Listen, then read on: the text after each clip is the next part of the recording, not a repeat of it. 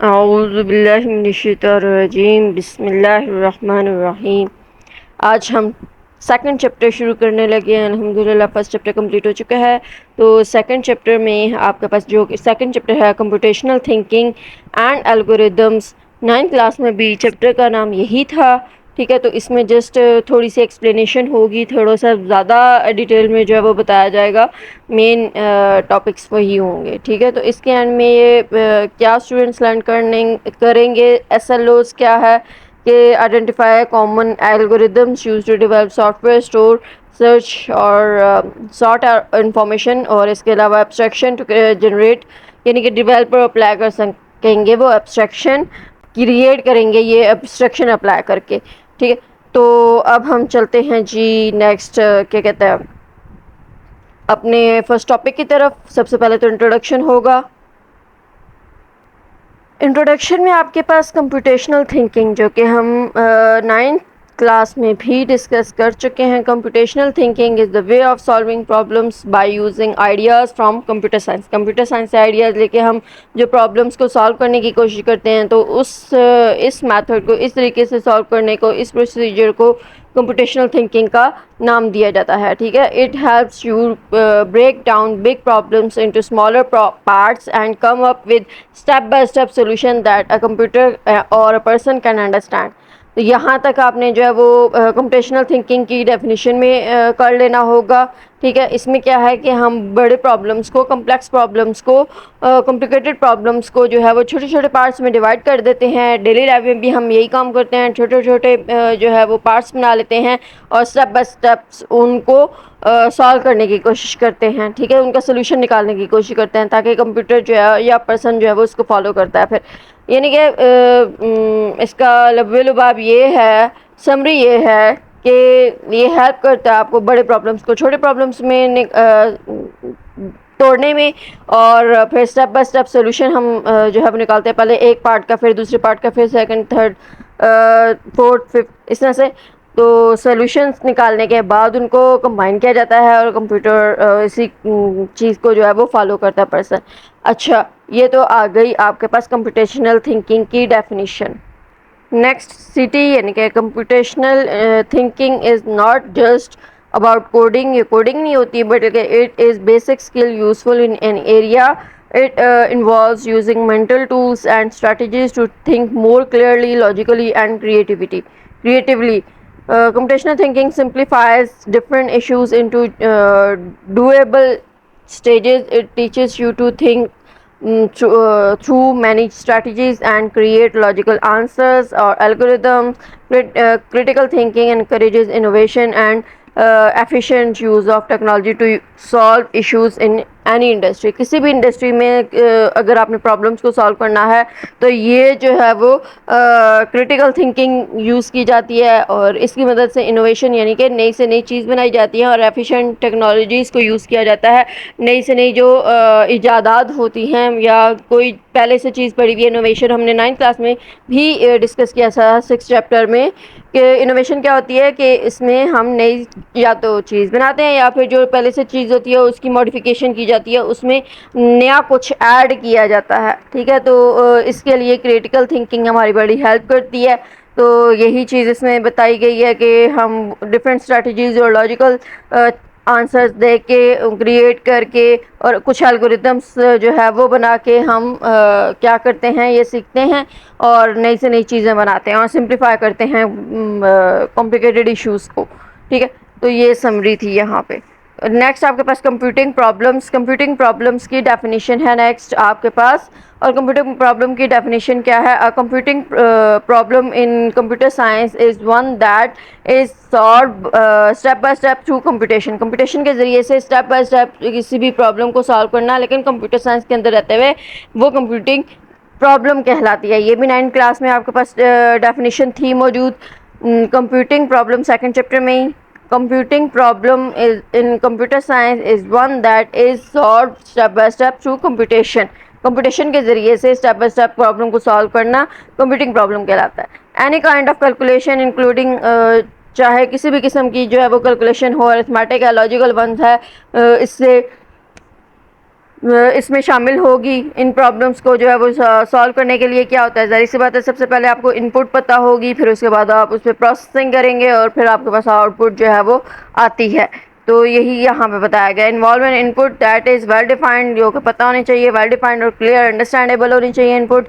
और उसके बाद जो है वो आउटपुट हमारी निकलती है that needs to satisfy few desired properties को सेटिस्फाई करती हो।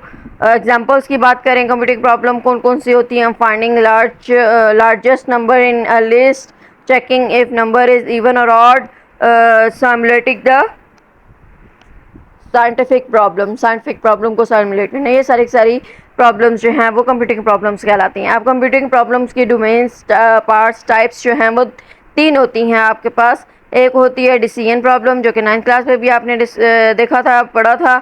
Decision problem, search problem and counting problem, ठीक है, यही हमने तीनों पढ़े थे लास्ट ईयर यानी कि 9th की बुक में भी। तो यहाँ पे आपके पास डिसीजन प्रॉब्लम वही अगेन है कि डिसीजन प्रॉब्लम क्या होती है। In decision problems normally yes और no response is found in a choice में आपके पास येस और नो की फॉर्म में जो है वो प्रॉब्लम का आंसर होता है, या आपका प्रॉब्लम का आंसर जो है वो येस होगा या नो होगा। For example, given number n is an even, मतलब पूछा जाएगा यहाँ पे कि अगर आपके पास नंबर n है तो वो नंबर n जो है वो इवन है या नहीं है, बस यस और नो में आपने इसका आंसर देना होगा, सिंपल सी बात है। However, some decision problems may require, कुछ डिसीजन प्रॉब्लम्स जो हैं उनमें स्टेप्स होते हैं to solve. For example, given number n is n prime requires more work than just checking numbers parity, ज़्यादा इस पे काम करना पड़ता है बजाय इसके किसकी पैरिटी चेक की जाए,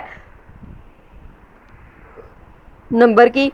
गिवन स्ट्रिंग है अगर आपके पास तो its length greater than 5 character से ज़्यादा है या नहीं है, तो इसके डिफरेंट मेथड्स होते हैं। ये डायग्राम भी आपको बता रही है कि डिसीजन प्रॉब्लम्स को सॉल्व करने के कौन सा मेथड आपने डिसाइड करना होता है। एक से ज़्यादा, दो या दो से ज़्यादा भी तो हो सकते हैं ना, कि हमें बोला जाए कि प्राइम नंबर जो हमारी प्रॉब्लम है यस और नो के अलावा भी तो हो सकती है कि हमें कौन सा पाथ जो है वो फॉलो करना, यहाँ पे कौन सा जो है वो क्या कहते हैं सोल्यूशन लेना चाहिए, कौन सा सोल्यूशन हमें जो है वो पिक करना चाहिए, ये डिसीजन प्रॉब्लम में आ जाएगा, ठीक है। सर्च प्रॉब्लम है जी नेक्स्ट। सर्च प्रॉब्लम नाम से ज़ाहिर है कि सर्च करना होगा हमें, क्या, सेट ऑफ वैल्यूज़ आपके पास दी हुई हैं और इनमें से सर्टेन क्राइटेरिया के थ्रू आपने सेटिस्फाइड आंसर निकालना है, सर्च करना है, सोल्यूशन निकालना है। Solution is made by having a set of values that satisfy certain criteria, certain criteria को फॉलो करता हो, सेटिस्फाई करता हो, उन सेट ऑफ वैल्यूज़ में से हमने सोल्यूशन निकालना होता है, बेस्ट सोल्यूशन निकालना होता है। फॉर एग्जांपल, आपका जो गूगल मैप मोबाइल में होता है उससे आप जो है वो पाथ चेक कर लेते होते हैं कि यहाँ से फॉर एग्जांपल लाहौर से इस्लामाबाद जाने का जो है वो रास्ता कौन सा और सबसे बेस्ट कौन सा है, वे शॉर्टेस्ट पाथ कौन सा है, ये सर्च किया जाता है। We might wish to calculate a route on a map from one side of to another, for example Islamabad से लाहौर की तरफ। काउंटिंग प्रॉब्लम है नेक्स्ट आपके पास। और काउंटिंग प्रॉब्लम क्या होती है? काउंटिंग प्रॉब्लम बच्चे, इन काउंटिंग प्रॉब्लम में काउंट करना होता है, नंबर ऑफ पॉसिबल सोल्यूशंस आपने देखने होते हैं, बताने होते हैं कि कितने पॉसिबल सोल्यूशंस बन सकते हैं। Number of possible solutions to such problem is the answer of that counting problem, उस काउंटिंग प्रॉब्लम के आंसर को हमने सर्च करना है, possible solution, number of possible solutions निकालने हैं, ठीक है। For the above mentioned search problem, above mentioned search problem में हमें देखना होगा, we might wish to calculate a route on path from one side to another, the answer of counting problem would be to supposing we have two roads for Islamabad to Lahore, GT road and motorway road. For example, हमारे पास दो रास्ते हैं इस्लामाबाद से लाहौर जाने के लिए, एक जीटी रोड है और एक मोटरवे रोड है। तो कितने पॉसिबल आपके पास जो है वो सोल्यूशंस बने, पॉसिबल रूट्स बने, यहाँ पे 2 रूट्स बने। तो यही बस हमने काउंट करना होता है इसमें कि कितने पॉसिबल आपके पास रूट्स जो हैं वो बन सकते हैं और उन्हीं को यहाँ पे आंसर में लिखना होता है, बताना होता है, ठीक है। तो ये आपके पास हो गया 2.1 टॉपिक। और अब हम देख लेते हैं 2.2 टॉपिक की तरफ चलते हैं। 2.2 में आपके पास क्या है, साथ में आपको जो है वो डायग्राम से भी समझ आ गई होगी ऊपर वाले टॉपिक की, और इससे रिलेटेड जो क्वेश्चंस होते हैं वो आपने 9th क्लास की बुक से भी देख लेने हैं, वहाँ से भी हिंट ले लेनी है, और वो मैं यहाँ पे आपको बता भी दूंगी, दिखा भी दूंगी, ठीक है। फॉर एग्ज़ाम्पल अभी हम देख लेते हैं, अगर आपको याद हो तो ये आपके पास था कुछ एग्ज़ाम्पल्स, ठीक है। ये आपके पास कुछ एग्ज़ाम्पल्स थी इसकी सर्च प्रॉब्लम की। इसके अलावा ये डिसीजन प्रॉब्लम आपके पास था, और यहाँ पे आ जाते हैं हम काउंटिंग प्रॉब्लम की तरफ, और काउंटिंग प्रॉब्लम की ये एग्जांपल थी। और ये जो नीचे आपके पास है ना सिनेरियो बेस्ड क्वेश्चन इस तरह से आ सकते हैं, ये एग्जांपल आपके पास है और इसका सोल्यूशन भी प्रोवाइड किया गया, ठीक है। इसके अलावा हम जो क्या कहते हैं एक्सरसाइज उसमें देख लेते हैं, वहाँ पे जो कुछ क्वेश्चन थे वो भी आप जो है वो अपनी हेल्प के लिए, ये क्वेश्चंस अगर आ जाएं तो उस इस तरह के तो गाइडलाइन के लिए आप वहाँ पे जो है वो देख सकते हैं।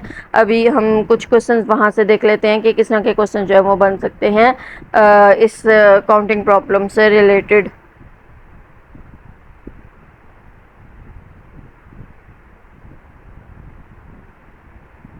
ये आपके पास कुछ प्रॉब्लम्स थी इससे रिलेटेड। एक क्वेश्चन नंबर 9 आपके पास है, इसके अलावा क्वेश्चन नंबर 10 आपके पास है जो इससे रिलेटेड हो सकता है। नेक्स्ट आपके पास जो था ये identify whether the given problem is decision problem, counting problem और सर्च प्रॉब्लम, ये आपके पास एग्जांपल बन जाती है। क्वेश्चन नंबर सेकंड लॉन्ग में आपके पास जो था वो इसके एग्जांपल में आ जाता है। कुछ क्वेश्चन इंशाल्लाह भी मैं क्वेश्चन बैंक के तौर पे भी शो करूँगी, ठीक है।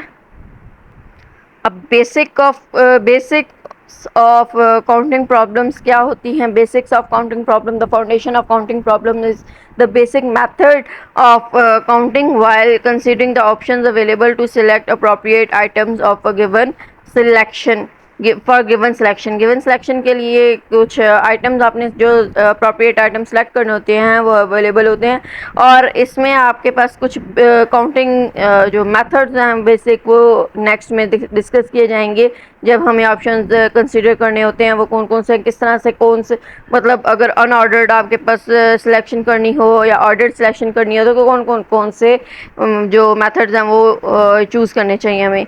Tree based structure approach are most effective for solving counting principle problems.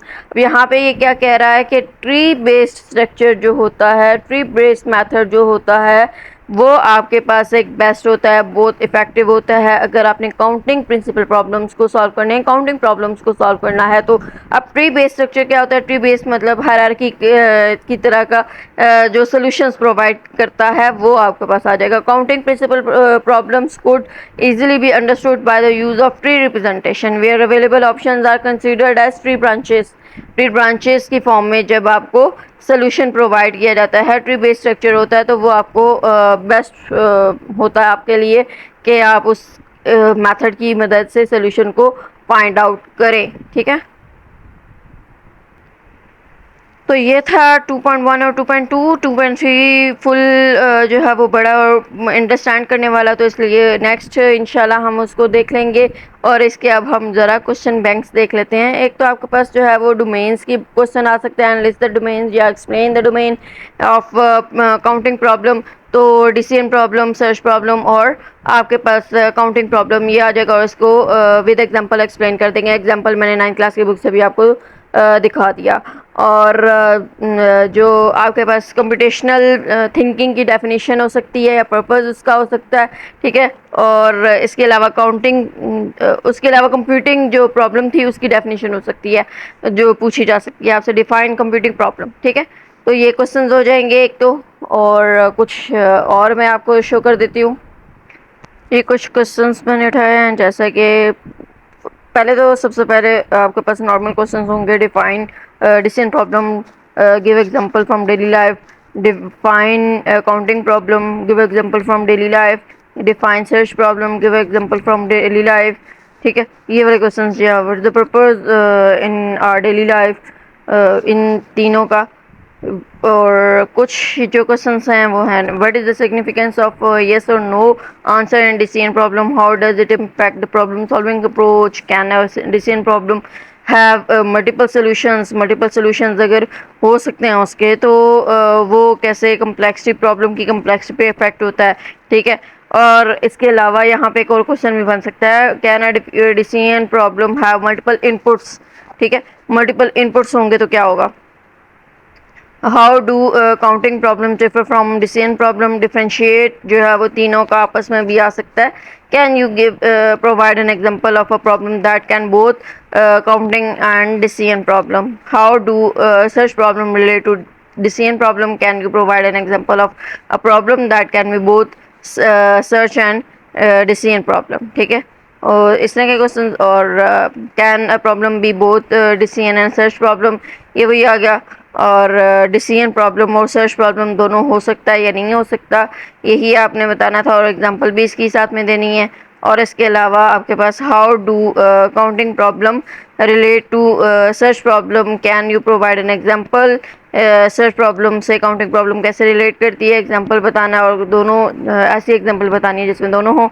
और 5 शर्ट्स हैं, 3 पैंट्स हैं, तो outfit can you create, is it counting problem और not, can you how do you calculate the number of possible outcomes in accounting problem. और इसके अलावा question आपके पास बन सकते हैं, is finding a specific book in library a search problem, why not, can search problem involve sorting or filtering, sorting और filtering data जो है वो search problem में आएगा या नहीं, explain करें एग्जांपल के साथ। और how do algorithms help solve search problem efficiently। तो ये कुछ क्वेश्चन थे जो आपको बताने थे, जो कि बन सकते हैं इस टॉपिक से रिलेटेड, कि क्वेश्चन आपका मतलब कॉन्सेप्चुअल क्वेश्चन जो है वो बन सकते हैं इस तरह से। ये जो ऊपर मैंने आपको बताना है शर्ट्स वाले, या कुछ एग्जांपल जो 9th क्लास की बुक से दिए हैं, उस तरह के जो है एमसीक्यूज में क्वेश्चन भी आपके पास आ सकते हैं इस तरह के, ठीक है। तो ये इस तरह के ज़्यादातर क्वेश्चन जो हैं वो एमसीक्यूज में ही आएंगे। काउंटिंग प्रॉब्लम या डेली लाइफ से क्वेश्चन आपके शॉर्ट क्वेश्चन में दिया जा सकता है, डेली लाइफ से जो है वो एग्जाम्पल बताएं या कैसे इंपॉर्टेंस क्या रिलेट कैसे करता है ये, ठीक है। तो ये जितने भी क्वेश्चंस बताए हैं ये एमसीक्यूज और जो शॉर्ट क्वेश्चन 2 मार्क्स है उससे रिलेटेड ही हैं। और नेक्स्ट वीडियो तक के लिए आप अपना ख्याल रखिएगा। आप कोई भी कन्फ्यूजन किसी किस्म की भी हो, प्रॉब्लम हो, आप कमेंट करें, प्लीज़ कमेंट करें और फुल वीडियो वॉच करें। अगर नहीं समझ आती या कोई भी प्रॉब्लम होती है तो आप मुझे बताएं कि इसमें क्या प्रॉब्लम है, क्यों आपको समझ नहीं आ रही है, और अगर समझ आ रही है तो भी आप बताएं, नहीं आ रही तो उसकी रीज़न आप बताएं कि क्या मसला है आपको, ठीक है। तो अपना बहुत सारा ख्याल रखें, टेक केयर, अल्लाह हाफ़िज़।